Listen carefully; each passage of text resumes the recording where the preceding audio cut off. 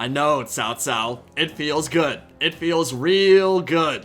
Almost 2 years ago, on March 25th, 2019, I asked a very simple question. Should the lands of far Cathay become a blood-soaked battlefield in Total War Warhammer 3? Yesterday, we finally got our answer, resoundingly, in one of the biggest fantasy reveals of all time.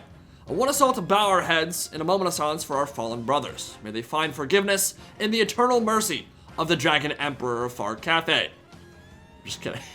Tzeentch knows I've been wrong about plenty in the past, and I still occasionally get roasted for stuff like, I don't know, that Midland and Mousillon are coming to campaign video, and rightly so. But with that said, if the stream yesterday wasn't any indication, I'm about halfway to for the reveal of Warhammer China and what it means for the capstone game in this trilogy. So today, we're going to focus on two important aspects of the Warhammer 3 announcement: the campaign map, and a bunch of new information we got from PC Gamer in their developer interview with Ian Roxburgh, and on Cathay itself, Jewel of the Far East.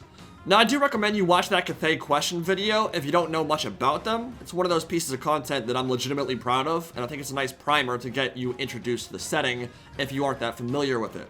Link will be in the pinned comment and description below, same as my Nexus page, where Warhammer 3 pre-orders are all set to go. So if you want to purchase through my affiliate link, have at it, my dudes. Very much appreciated. And I have gotten some questions. It is a Steam key. Yes, you will get the pre-order. Yes, it will show up in your Steam library. It is literally a Steam game. You're just going through an affiliate link instead. So yeah, I want to talk about the map a bit first, because when Cathay was revealed and the campaign advisor broke the fourth wall and gave us that glorious shit-eating grin, we got a glimpse of some of the new regions coming on the eastern edges of the Warhammer world. And this was more than just a teaser. There's actual information here, because the map has the same text and visuals as Total War's current in-game maps. Like, CA literally took this from Warhammer 3's campaign assets and put it in the trailer, which to the best of my knowledge is not something they've ever done before. Cinematic announcement trailers are stylized, heavily CGI'd, pre-rendered footage, and the character designs and lords won't necessarily end up looking the same in-game. But the map itself looks like it's ripped straight from Warhammer 3's Vortex equivalent, the same kind of thing you'd see in Legendary Lord hubs when a Lord pack gets announced, and it tells us quite a bit about how things are shaping up.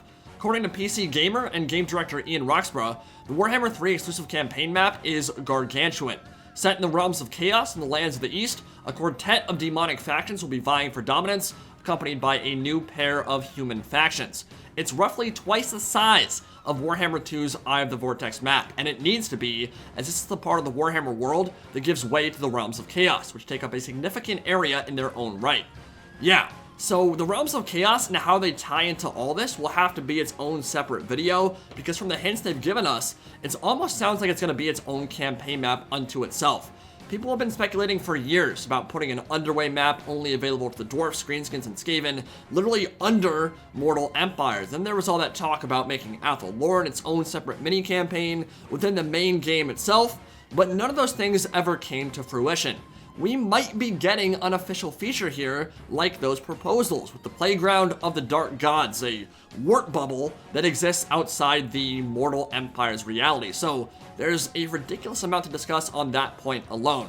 But just the news that Warhammer 3's exclusive playing space is almost double the size of the Great Vortex map is insane. I mean, there's a lot of dead space and water in Warhammer 2, so it could be a similar area, just actually filled in with land this time, or it could mean we're tilting the whole thing on its axis, literally going from Kislev to the eastern borders of the world, something like this. Now, we know this isn't going to be entirely accurate, because this was made before we even knew we would get Cathay, but it should give you a better idea of how the map could be oriented to include the major areas of interest. And if we take a look at the parchment the advisor reveals, we see what is the Great Vortex equivalent for Warhammer 3 in at least part of its majesty. I imagine this will be subject to change. It's very unlikely to be finalized at this point, but the regions within encompass the central and northern portions of the Darklands, stretching from Uzkalak, High Pass, and the Road of Skulls, through the Mountains of Morn, past the Warpstone Desert, and into the Celestial Riverlands. Core Kislevite regions do not make an appearance here, but they could just be hidden by that book at the top left, past the World's Edge Mountains, in a small kind of tucked in corner of the northwest.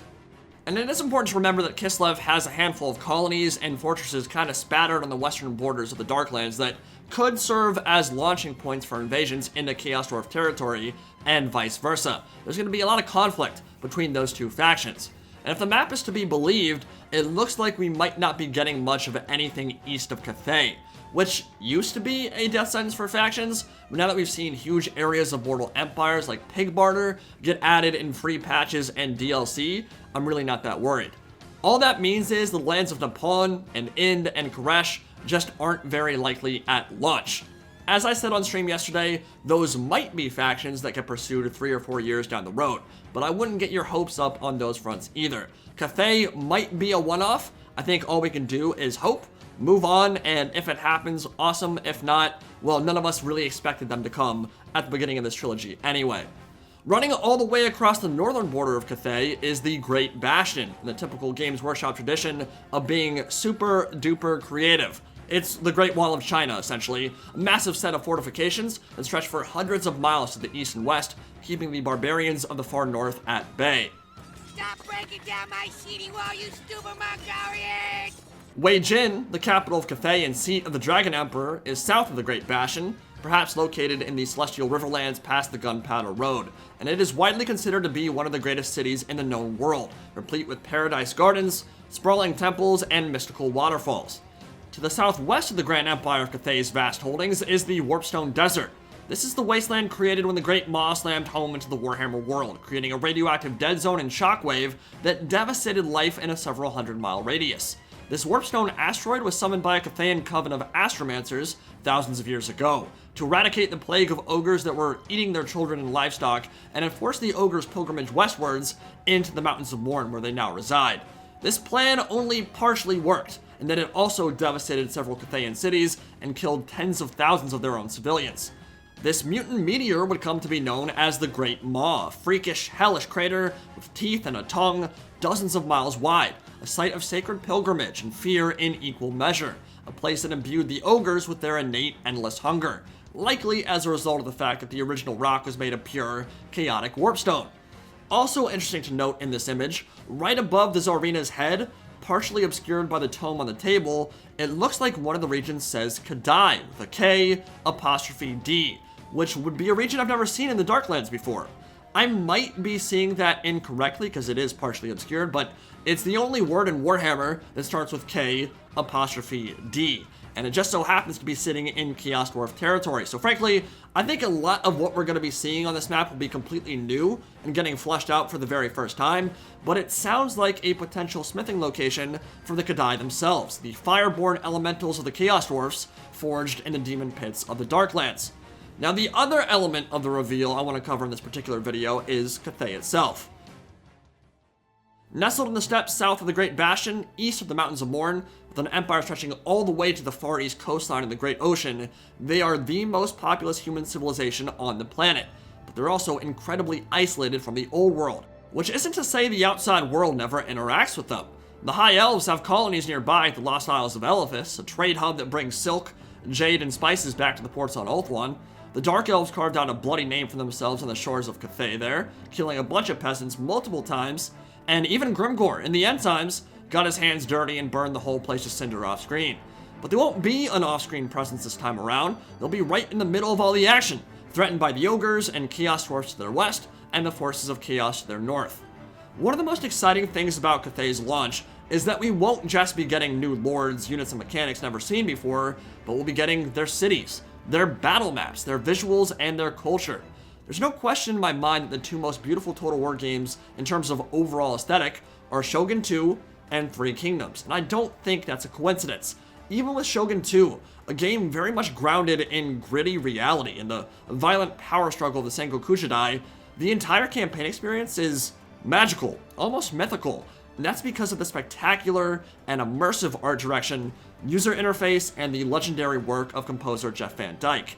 Three Kingdoms has a similarly brilliant OST and art direction that binds the entire thing together, and I don't think it's a coincidence that the Total War games set in the Far East have had such a gorgeous aesthetic, whether it be Japan or China, and I expect the same to hold true with Cathay here. Their unit roster is one that has the potential to make completely massive waves. because they never had an official army list. So Games Workshop has the opportunity to really blow our minds. The Cathay project has been an absolute interesting design experience. You are literally creating new races, new ranges that have never been seen before. Cathay is going to be unlike anything you've ever seen in Warhammer, yet at the same time it's going to be classically Warhammer. You're going to see an entire part of the world that you've never seen before, populated by an enormous cast of characters, units, monsters, heroes, mythological figures. So it's going to feel entirely new, entirely novel, fantastical, and yet familiar at the same time. It is classic Warhammer like you've just never seen it before. Now, even though Cathay is very much new territory, there are still quite a few mentions of how their social hierarchy is set up, and specific units that appear in Tamarkand Throne of Chaos, the same book where we got Chaos Dwarfs and a Legion of Asgore. I want to give a big shout out to Kobel Yu, or Furious Ming on Reddit, and the host of other artists that have done some amazing work in bringing unofficial concept art for Cathay to life, and we'll be using some of it to show how they might translate into video game form. And in terms of legendary lords, there are two in specific that I expect to see on launch day: the Dragon Emperor and the Monkey King. Two lords and factions that would have some Tzeentchian inner politicking going on, not only because Cathay has been infiltrated by the cults of Tzeentch, but also because the Monkey King is heavily hinted to be in league with Chaos and the Skaven, going so far as to appoint an Eshin assassin to his small council. So we'll likely have an Ark in the Black vs. Cetra situation, where two of the most important legendary lords in their roster are diametrically opposed. The Celestial Dragon Emperor rules over a vast empire of many different peoples and cultures, and his subjects number untold millions. A godlike being many believe is a world serpent in human form, an immortal who has taken many names over thousands of years, but ruled since the dawn of their civilization.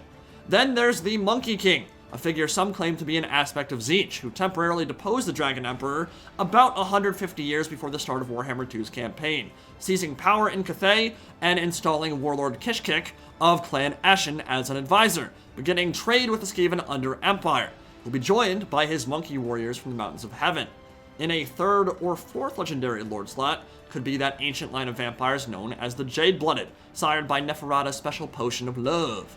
Outside the traditional bloodlines of the Von Karsteins, Sulamians, Necrarchs, Strigoi, and Blood Dragons, the Jade-Blooded bounced from ancient Egypt well before all the bad stuff went down with Nagash, and weren't cursed for their betrayal, because they never served him. They followed the Silk Roads all the way to Cathay to the east, and created a network there to rival Tzeentch or Neferata herself, corrupting the political and social climate of much of the kingdom, and garnering an immense amount of power for themselves. A stark contrast for a bloodline that inherited poor physical health, cloudy eyes, translucent skin, and bright green blood from which they got their name.